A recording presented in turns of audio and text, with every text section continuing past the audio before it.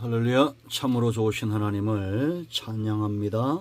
여러분 모두를 예수님의 이름으로 축복합니다. 오늘도 여호와는 나의 목자시 내가 부족함이 없습니다 고백하며 하루를 시작하시 바랍니다. 자, 오늘은 전도 4장 마지막 13절로 16절 말씀 묵상하겠습니다. 기도합니다. 하나님을 사랑합니다. 영광과 감사와 찬송을 올려드립니다. 온 마음으로 하나님의 선하신 뜻을 수종들며 하나님이 기뻐하는 삶 가운데 깨어있기를 원합니다. 우리의 모든 죄와 허물을 사하시며 하나님이 기뻐하는 데 늘 서게 하옵소서. 종을 낮추시고 겸손하게 하시고 오직 오늘도 말씀을 사모하는 모든 하나님의 백성들 가운데 말씀의 통로가 되게 하시고 하나님께서 말씀을 보내사 위경에서 건지신다 말씀하셨사오니 우리의 모든 문제가 해결되고 위기가 기회가 되고 슬픔이 변하여 감사가 되고 기쁨이 되는 회복의 시간이 되게 하옵소서. 오늘 하루도 우리 주님과의 동행을 사모합니다. 예수님의 이름으로 기도합니다. 아멘. 13절입니다. 가난하여도 지혜로운 젊은이가 늙고 둔하여 경고를 더 받을 줄 모르는 왕보다 나으니 그는 자기의 나라에서 가난하게 태어났을지라도 감옥에서 나와 왕이 되었음이니라. 내가 본즉 해 아래서 다니는 인생들이 왕의 다음 자리에 있다가 왕을 대신하여 일어난 젊은이와 함께 있고 그의 치리를 받는 모든 백성들이 무수하였을지라도 후에 오는 자들은 그를 기뻐하지 아니하리니 이것도 헛되어 바람을 잡는 것이로다. 오늘 이 말씀이 우리에게 응답이 됨을 확신합니다.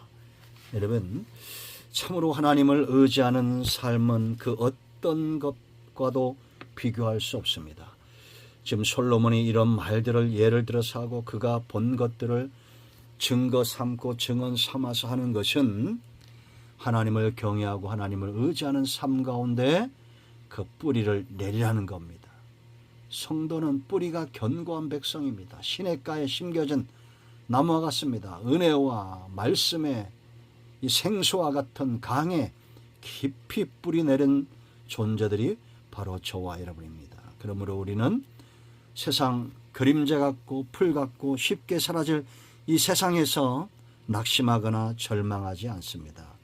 오늘 솔로몬이 보니 한 가난한 청년이 그 가난을 극복하고 감옥에서 나와 왕이 된 거예요. 그러나 후에는 기억됨이 없다. 이것도 때다 라고 말합니다. 그렇다고 여러분 우리가 포기하는란 말이 아니죠. 세상에서 성공하는 것 이상으로 하나님을 의지하는 삶이 중요하다. 여러분 요셉이 이룬 성과가 얼마나 놀랍습니까? 요셉 사분합 반해합니다. 생명의 부양자입니다. 그 기근의 때에 총리가 되고 열국의 실질적인 왕이 되어서 가난을 극복하게 하죠. 그러나 그 후에 일어난 세대는 요셉을 알지 못합니다. 이것이 인간의 역사 아닙니까? 세종대왕이 치세를 우리는 귀로 듣기만 하고 눈으로 보기만 하지만 그 시대에 살았던 사람들은 얼마나 좋았겠어요. 그러나 한순간입니다. 영정 진나라의 황제가 되었던 진시황 13세의 왕이 되었지만 온 중국을 통일했지만 그 사람의 흔적이 어디 있습니까? 우리는 느끼지 못합니다. 왜냐? 죽었기 때문이죠. 그러나 하나님은 여전히 살아계십니다. 자, 13절 말씀 보세요. 가난하여도 지혜로운 왕이라고 했습니다. 지혜로운 젊은이라고 그랬어요. 이 사람이 가난을 극복할 수 있었던 게 뭐예요? 지혜입니다. 지혜롭기 때문에 그 가난에서 나올 수 있었어요. 그런데 왕의 자리에 있지만 이 늙은 왕은 둔합니다. 지혜가 없습니다. 경고를 받을 줄 몰라요. 그러니까 경고를 받지 못하니까 망하는 겁니다. 누가 이랬습니까? 사울이 이랬습니다. 아합이 이랬습니다. 엘리가 선지자 중엔 제사 중엔 엘리가 이랬습니다. 둔한 겁니다.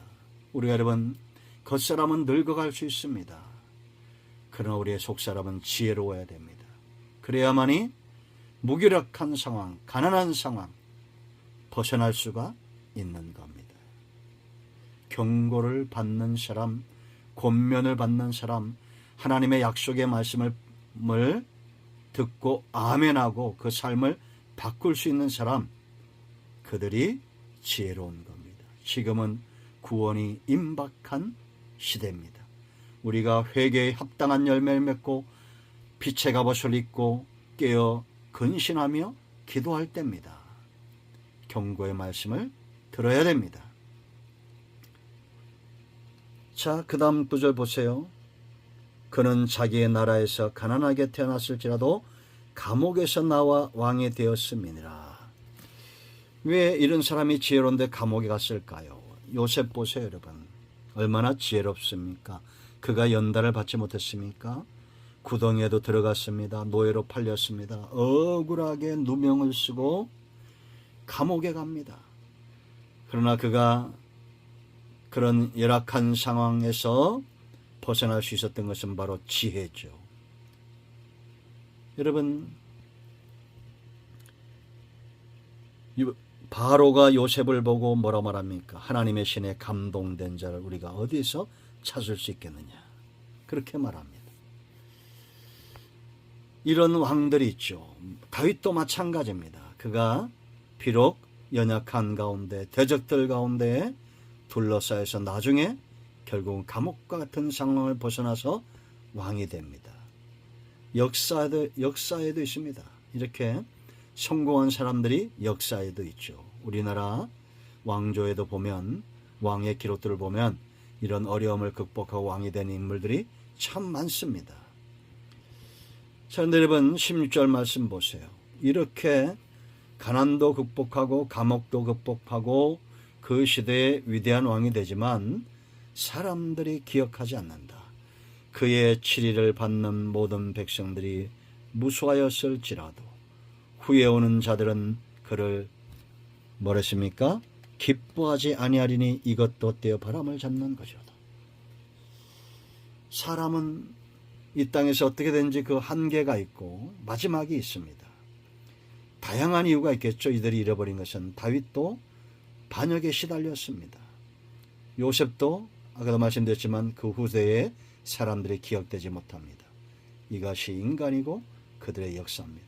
참으로 하나님을 의지함이 복이 있습니다. 이것을 이야기하고자 했던 것이 바로 솔로몬입니다.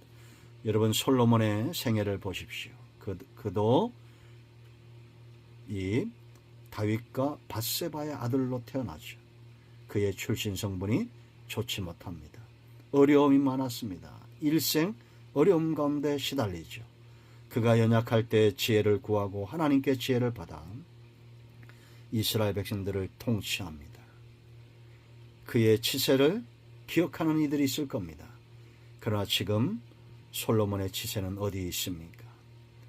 그가 말하는 교훈만 남아있을 뿐입니다.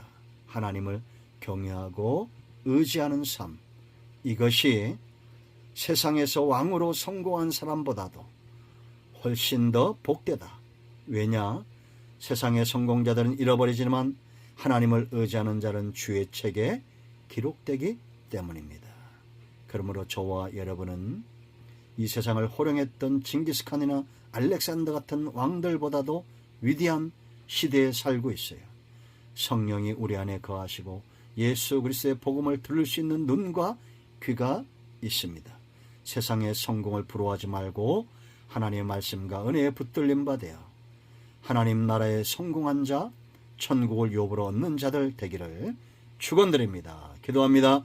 예수님의 이름을 의지하기도 합니다. 이 말씀대로 되게 하여 주시옵소서. 우리 가운데 마음이 상한 자, 병든 자 치유하시고 회복시켜 주시기를 원합니다. 예수님의 이름으로 사모하며 축복하며 치유하며 기도합니다. 아멘. 할렐루야. 응답이 오늘도 우리 가운데 임하였습니다. 아멘.